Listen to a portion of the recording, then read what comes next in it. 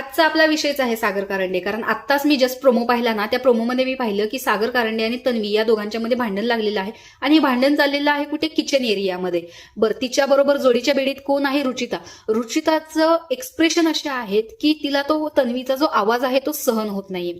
आता जर बघायला गेलं तर काल दीपाली सय्यद बरोबर रुचिता भांडत होती, त्यावेळेस तर तन्वी तिला सहन करत होती, आणि आता तिला तो आवाज सहन होत नाहीये. म्हणजे दुसऱ्याच्या आवाजासोबत आपला आवाज जर कम्पेअर केला तर कुठेतरी आपले एक्सप्रेशन चांगले मिळतीलच, बरोबर की नाही. आता सागर कारंडेचं बघायचं म्हणलं, त्याचं असं आहे की खायचे दात वेगळे, दाखवायचे दात वेगळे. म्हणजे मी कॉमेडी करून भांडण सॉल्व्ह करतो असं त्याचं सहज म्हणणं आहे.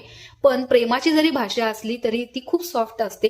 तो नेहमीच आरेरावीच्या भाषेमध्ये बोलत असतो, आणि प्रत्येक वेळेस पुढचा माणूस त्याचं हे प्रेम आरेरावीच्या भाषेतलं समजून घेईल असं होत नाही. आणि इथे सुद्धा असंच काहीसं झालेलं आहे कॅप्टन्सी उमेदवारीच्या टास्कमधून. तर तुम्हाला काय वाटतं, नक्की चूक तन्वीची असेल की सागरची, हे कमेंटमध्ये सांगा. तोपर्यंत बाय.